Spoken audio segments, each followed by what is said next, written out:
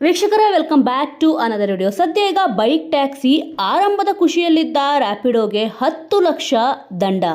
ಕಾರಣ ಏನು ಗೊತ್ತಾ? ಬನ್ನಿ ಇದರ ಬಗ್ಗೆ ಸಂಪೂರ್ಣವಾದ ಮಾಹಿತಿಯನ್ನು ವಿಡಿಯೋದಲ್ಲಿ ನೋಡೋಣ. ವಿಡಿಯೋ ನೋಡುವ ಮುಂಚೆ ನೀವೇನಾದರೂ ಕೂಡ ಇನ್ನೂ ನಮ್ಮ ಚಾನಲ್ನ ಸಬ್ಸ್ಕ್ರೈಬ್ ಮಾಡ್ಕೊಂಡಿಲ್ಲ ಅಂದರೆ ಈಗಲೇ ಸಬ್ಸ್ಕ್ರೈಬ್ ಮಾಡ್ಕೊಳ್ಳಿ.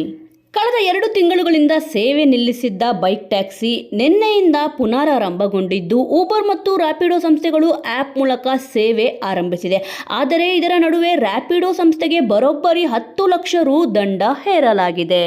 ದಾರಿ ತಪ್ಪಿಸುವ ಜಾಹೀರಾತುಗಳನ್ನು ಪ್ರಸಾರ ಮಾಡಿದ್ದರಿಂದ ಕೇಂದ್ರ ಗ್ರಾಹಕ ರಕ್ಷಣಾ ಪ್ರಾಧಿಕಾರ CCPA ರ್ಯಾಪಿಡೋ ಸಂಸ್ಥೆಗೆ 10 ಲಕ್ಷ ರು ದಂಡ ವಿಧಿಸಿದೆ.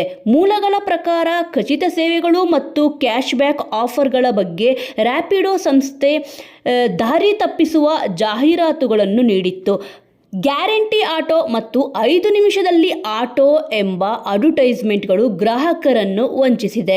ಗ್ರಾಹಕರು ಸಲ್ಲಿಸಿದ ದೂರುಗಳ ಆಧಾರದ ಮೇಲೆ ಈ ಕ್ರಮ ಕೈಗೊಳ್ಳಲಾಗಿದೆ.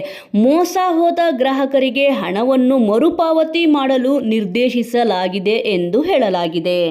ಇನ್ನು ದಾರಿ ತಪ್ಪಿಸುವ ಜಾಹೀರಾತು. ರ್ಯಾಪಿಡೋ ಸಂಸ್ಥೆಯು ಗ್ಯಾರಂಟಿ ಆಟೋ, 5 ನಿಮಿಷದಲ್ಲಿ ಆಟೋ, ಇಲ್ಲವೇ 50 ರೂಪಾಯಿ ಪಡೆಯಿರಿ ಎಂಬ ಅಡ್ವರ್ಟೈಸ್ಮೆಂಟ್ಗಳನ್ನು ನೀಡಿತ್ತು. ಆದರೆ ಈ 50 ರೂಪಾಯಿಗಳನ್ನು ನೀಡದೆ ರ್ಯಾಪಿಡೋ ಕಾಯಿನ್ಗಳನ್ನು ನೀಡಲಾಗಿತ್ತು. ಬೈಕ್ ಟ್ಯಾಕ್ಸಿ ಬಳಸಲು ಅದರಲ್ಲೂ ಕೇವಲ 7 ದಿನಗಳ ಅವಧಿಯಲ್ಲೇ ಇವುಗಳನ್ನು ಬಳಸಬೇಕಿತ್ತು. ಈ ಕಾರಣಗಳಿಂದ ರ್ಯಾಪಿಡೋ ಸಂಸ್ಥೆಗೆ ದಂಡ ವಿಧಿಸಲಾಗಿದೆ ಎಂದು CCPA ಹೇಳಿದೆ. 1 ವರ್ಷದಿಂದ ಜಾಹೀರಾತು ಪ್ರಸಾರ ಆಗಿತ್ತು.